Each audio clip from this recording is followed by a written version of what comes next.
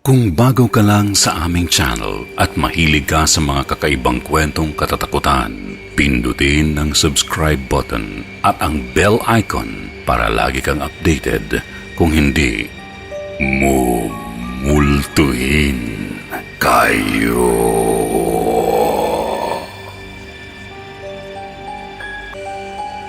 Sinapian sa eskwelahan.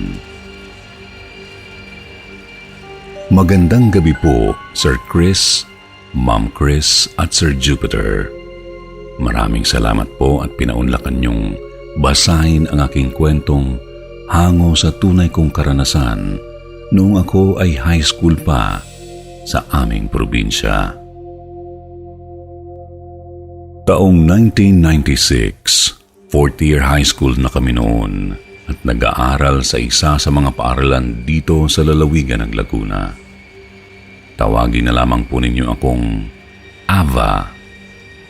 Nakasaksi ako ng mga hindi maipaliwanag na pangyayari sa buhay ng isang kapwa ko estudyante.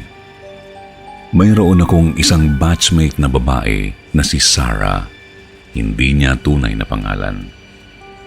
Natatandaan kong isa siya sa pinakamagandang babae noon sa batch namin.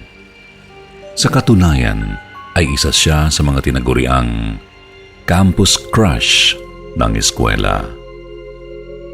Maganda at maamo ang mukha ng nasabing dalaga.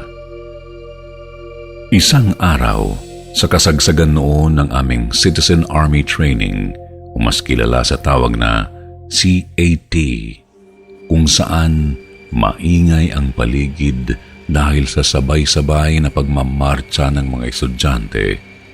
Isang malakas na tunog ng pagtama ng isang malaking bato sa pinakatuktok ng aming flagpole ang nagpatigil sa aming ginagawa. Mataas ang flagpole na yun, kaya ang hirap isiping kapwa estudyante namin ang gumawa ng naturang pagbato. Lalo't halos lahat kami ay nasa training noon.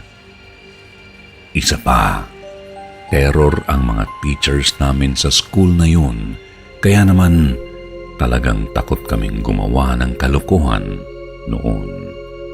Nagulat din kami kasi biglang nagsalita yung CAT teacher namin. Humihingi siya ng pasensya sa kung sino dahil daw sa pambubulabog namin sa kanila.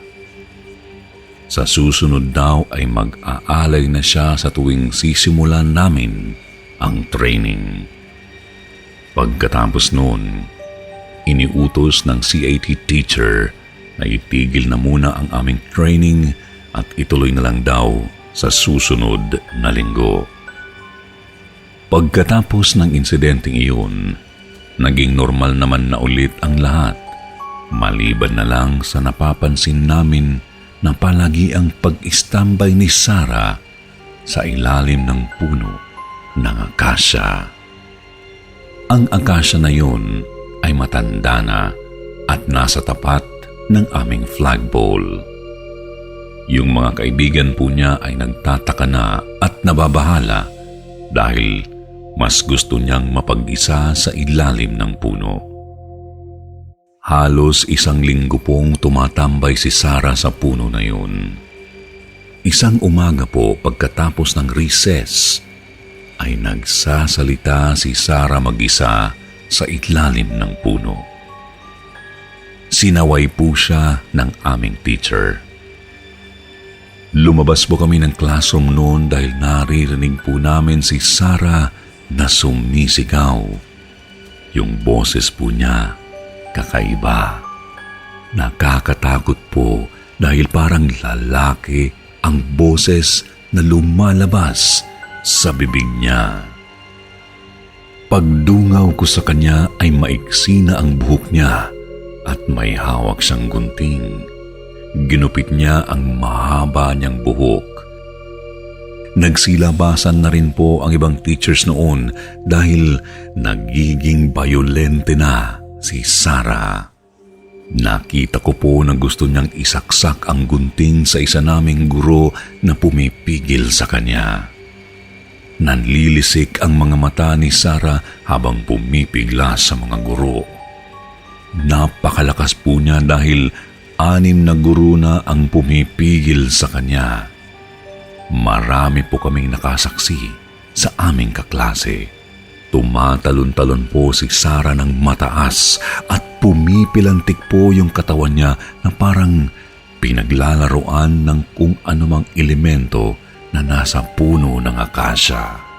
Nagmistulang manyikang hinahagis-hagis po ang katawan ni Sarah.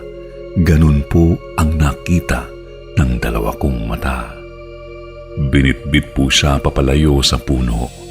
Inihiga sa damuhan at hinawakan ang mga kamay at paa habang pinapaypayan. Maya-maya ay tumahimik at nakatulog din si Sarah. Kinabukasan, matapos ang insidenteng iyon, ay binakuran ang puno ng akasya at pinagbawalan lahat ng estudyante na lumapit sa punong iyon. Ang sabi po ng nurse ay may problema lang daw si Sarah sa kanilang bahay, kaya naaapektuhan ang pag-iisip. Pero duda po kaming mga estudyante dahil kung ayon talaga ang paniniwala ng mga guro, ay bakit nila babakuran ang akasya at pinagbawalan ang mga estudyante na magpunta sa puno. Ilang araw hindi pumasok si Sarah. Hanggang sa dumating ang araw ng aming sumunod na CAT session, ay nag-alay ang guro namin bago kami magsimula sa aming training. Naglagay po siya ng tinapay malapit sa puno ng akasya. Ramdam ko po ang takot ng guro namin dahil halata po ang panginginig ng kamay nang ilapag niya ang tinapay at basong gatas.